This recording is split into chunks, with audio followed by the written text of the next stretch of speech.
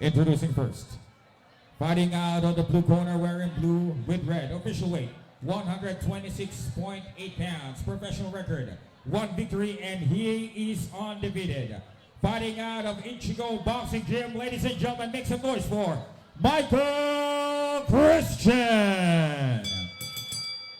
And his opponent across the ring, fighting out of the red corner wearing black with red, official weight 126.3 pounds, professional record, 2 victories, all by knockout with only 1 defeat. Proudly representing Team Kings Warrior, ladies and gentlemen, Carl Boholst. Once again, to give instructions, here's referee Don Arguelles. Okay, 4 rounds of pagkalabanan mo. Alam niyo ang rules. Matinig sa instructions ko. Protect yourself from all rounds. Okay? Let's go.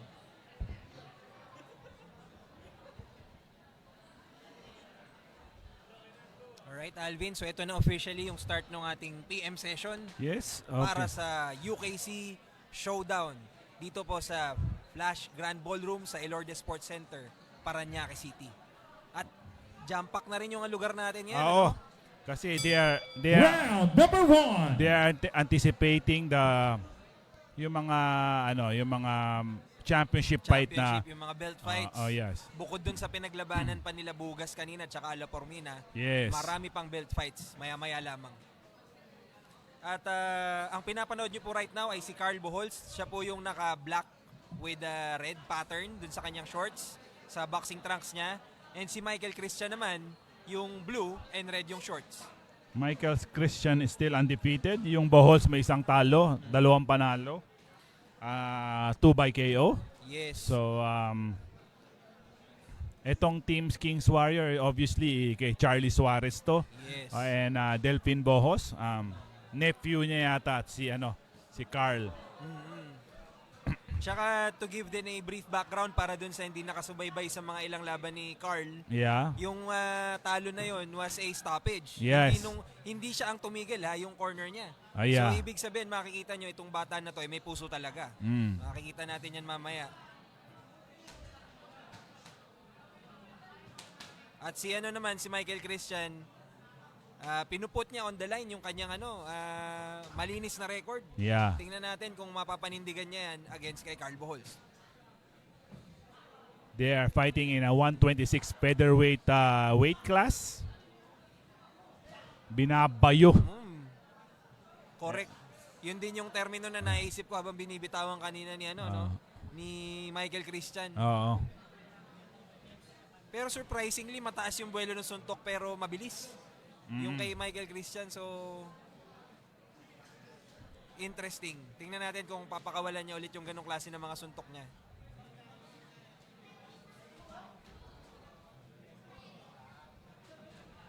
Very cautious din yung Boholst. He is not engaging yet with Christian. Maganda yung pag-block doon ni Carl. Gamit yung kanyang kanang kamay. Pero si Michael Christian is continuing yung pressure niya. Oh, nice straight. Right straight by Boholst. Christian is egging. Iniimbitahan no? Iba kasi ang laro ng Boholst. In and out to. In and out. He is not a fighter. Should I say the type of fighter who would engage to masayo, babaran kayo, hindi. He would go outside and try to nail you with several jabs. Yun kasi ang panukat niya.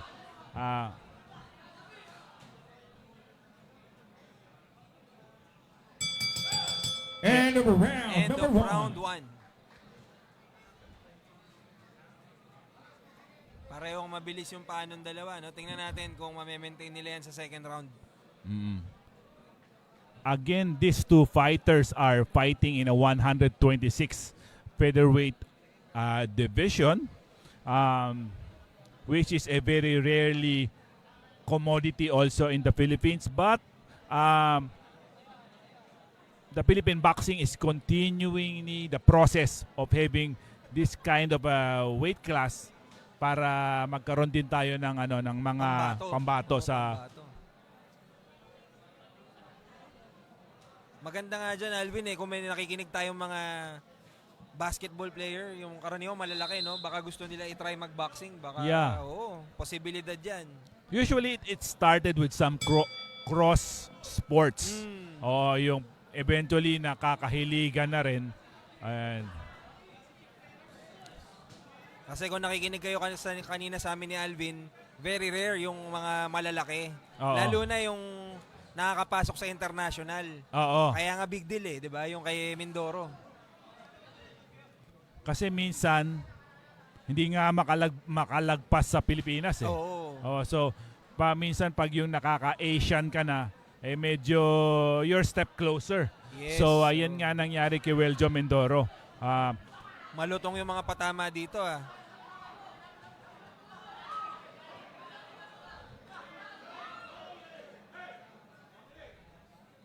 Hitting. Na-warningan ni Ref Arguelles si Michael Christian. Sabi niya, kung di nyo narinig, makinig. So, importante yan guys, lalo na yung mga boxers dito. You don't just listen to your coach. Dapat nakikinig rin tayo sa referee. Maganda yung kombinasyon din ni Carl. Oops. Uy. Nagpakawala doon ng kanan. Si Michael Christian. Another to the body. Isa pa. Upper sa katawan. Tuloy-tuloy lang si Michael Christian sa paghabol kay Carl. Actually si pagbabato. Actually si Christian JP walang setup eh.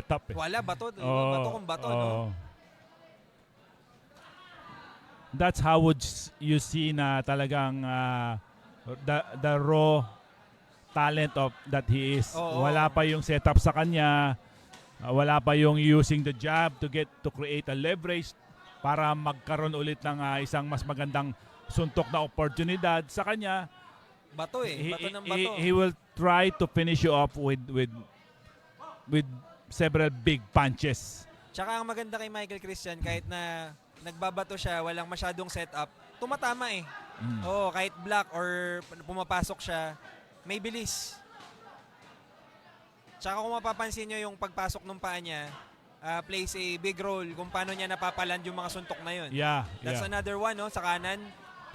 Pero you observe that Bohols is hitting the body of Christian on a several occasions already.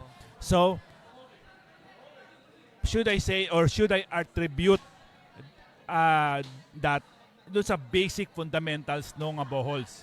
Because marunong na siyang sumuntok sa katawan, he is trying to establish the jab, and then although he may be lacking on power, pero tinatransform na naman niya sa variety of punches. Kumbaga alam ni Carl kung saan siya lamang. And number round, number Namumuhunan 2. siya sa timing. Baka JP hindi pa well develop yung power ni Carl. At ang kanyang training camp is trying to utilize. Utilize yung mga advantage na doon kung saan siya magaling.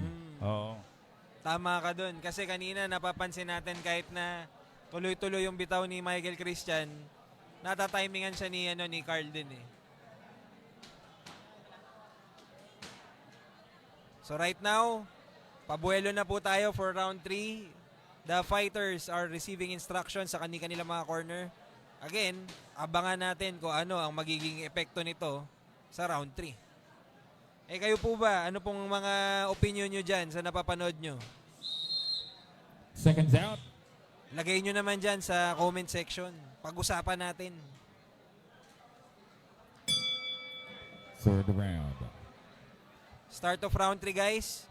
Bohols, siya po yung naka-black with red pattern dun sa kanyang boxing trunks. At si Michael Christian naman yung naka-blue with red pattern.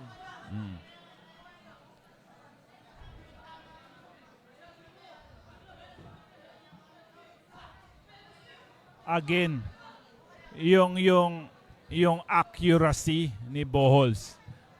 Sa dami ng binato ni Christian, how many doon ang pumasok? Well, eventually hindi natin alam. Only the judges could see that. Pero ang napapansin ko, Bohols, pag bumato, Accurate. katawan. But I'm not saying that he won the round. I'm Yes. just saying his accuracy. Like that. Tumama na naman yung kanan niya. That 1-2 combination. Well, actually, yun yung magiging interesting doon sa mata ng mga judges, ano?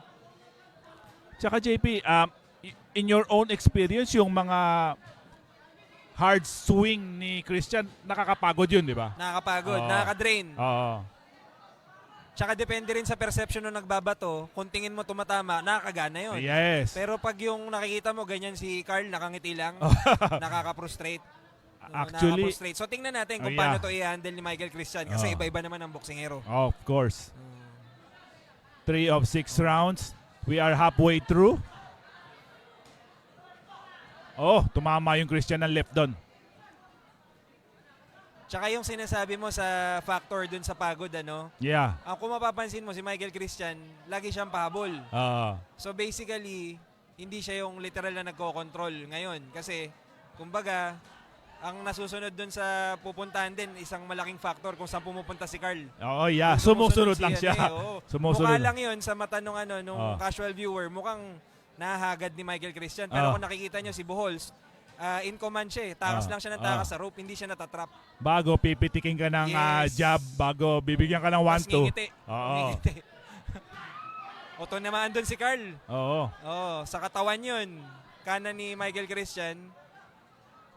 Probably how to neglect the running ay yung body punches. Pero gaano I think that was a low blow.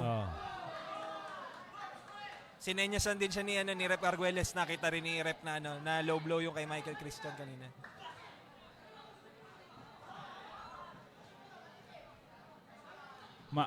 for a young lion dito sa Carl Buhols, I'm very impressed. Oo. Pati yung should I say gulang, Oo. yung yayakapin ka. Aral na aral. Oo. And maybe dahil nasa camp siya ni Charlie Suarez, which is one of the best Yes. technical boxer we had. Siguro tinuturo rin yan kay End Carl. of the Malaking third round. advantage yun. Kasi hindi lahat ng mga camp natin or mga gym, meron kang reference point na ganun ka knowledgeable na tao. Tsaka Sa wag na lang, boxing. tsaka JP, wag na lang tayo magbilang doon sa professional experience ni Charlie. Doon na lang muna tayo sa amateur. Yung how he handle himself in the ring, talagang mahirap patamaan. Correct, oo. Lalo na kung casual fans yung mga tagapanood natin right now, isa sa mga pinakasikat na nababanggit kanina kay Champ Suarez ay yung laban nila nakalaban niya si Lomachenko. Yeah. So ibig sabihin kung nakarap mo si Lomachenko, you also faced one of our best right now sa history ng boxing Yeah. sa modern times. And alam naman natin, JP, how elusive si Lomachenko. Yung bang Second down. susuntok ka pa lang, andun na sa kabilang anggulo. Oo. Which is, nakasabay naman si Charlie Kaya yun. The Matrix yan, di ba? Oh, yeah. The Matrix. Fourth and final round. So ibig sabihin yung mga napapanood natin right now, ang ganda nung mga pinanggalingan nila, no? Oh, yung you're watching quality na pro fight right now. Kaya tama ka doon, JP. Yung may maganda kang reference sa camp mo, advantage na. Advantage yun. Kasi parang nakatapak ka na, yung kalaban mo, tatapak pa lang. So, that's very, very good observation by my partner today. Oo. Kumbaga sa eskwelahan pinadala ka, ginawa kang scholar para mag-aral sa isang malupit na eskwelahan. Oo. Ganun po yan sa boxing education. Sana, eventually, alam mo, yung dream ko rin, magkaroon tayo ng boxing academy. Nako, No? kung magkakatotoo yan, Diba? Alvin, ang ganda ng potential ng Pilipinas kasi ang dami ditong raw talent. Oo. Ang kulang sa atin ngayon, yung ating yung suporta. Yeah. So an academy would make that possible, na mas mapausbong yung mga talento kasi minsan nasasayang Pero, pag wala masyadong oportunidad tsaka guidance. pero to think about saan tayong sports nag-excel. Diba? Oo, pag diba? sinimplihan. Ah. Pag nakikipag-usap din ako sa mga kakilala ko, syempre we love basketball as a country. Pero sabi ko, ano ba yung pinaka-greatest na mga natin, export? Yung Sa history. Yung sabihin na nating naging number 1 kami dyan. Boxing. Boxing. Boxing. Of course. So ibig sabihin, if you're a businessman, if ikaw ay isang magulang, At kahit ano pa na namumuhunan sa kahit anong bagay, saan ka ba mag-i-invest? Doon sa nagsasucceed ka? O hindi ka gaanong kagalingan? Alam mo anong sagot ko diyan? Ang mga tao ay ayaw mag-invest sa yung sa unang-una. Yung hagdan-hagdan na sa unang gusto nila yung nasa taas Gusto na. mo nasa taas na, Oo, hindi mahirap pwede yun. yun. Hindi Kaya nga maganda yung mga ganito, no? We're supporting our mga professional boxers. Oy, nakapagpatama doon si Carl ng kaliwa. Tuloy-tuloy ang pasok, bitaw ni Carl. Is trying to penetrate the defense of Michael Christian. Michael Christian tries to fight back. Yung kanan niya. And Carl is still smiling. Tingnan mo, JP, gano'n ka-utak yung Carl. Oo. Tinamaan siya ng right cross. Although ininda niya, umurong siya. Umurong lang. Bumalik siya doon sa normal way niya. Oh. Tsaka ano nga lang hindi nga siya yung traditional na galaw nung paa. Halos naglalakad lang siya. He knows what he's doing. Upper. Pasok na naman kay Carl. Although sakto lang yung mga patama niya, no? Pero pasok. He's trying to maintain the distance. Trying to hold yung defenses niya. Great job so far kay Carl. Tingnan natin kung anong sagot doon ni Michael Christian. 10 seconds left. So right now, obserbahan nyo, si Carl pa rin na nagdidikta kung saan sila pupunta. Akala lang natin yung humahabol, yun ang Hindi nyo napapansin ang nagmamaestro ngayon ng galaw si Carl. yung nagpapahabol. Nagpapahabol siya. Ayan End of the bout. This boxing event is presented to you by Elorde UKC Promotions.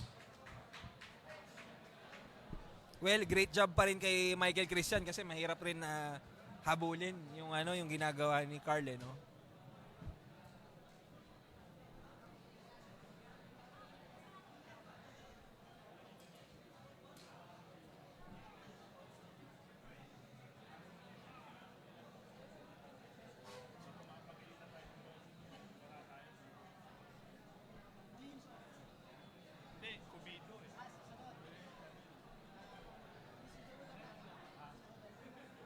Dalawang sunod niya bago ayoko na mag-cover. Bias.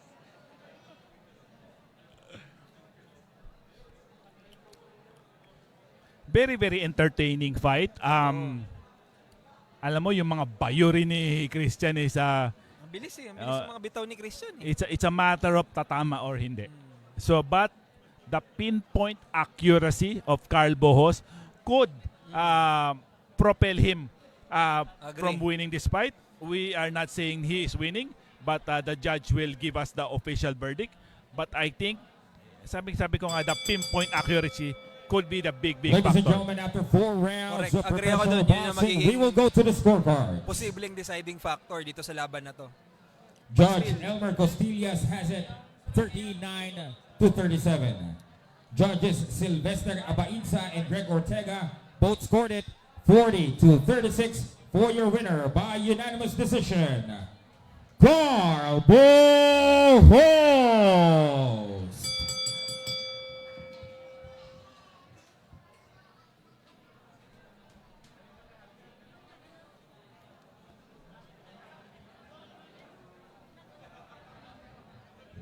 Ladies and gentlemen, our next bout is between Melchor Roda versus John Real Ramonala. Judges for the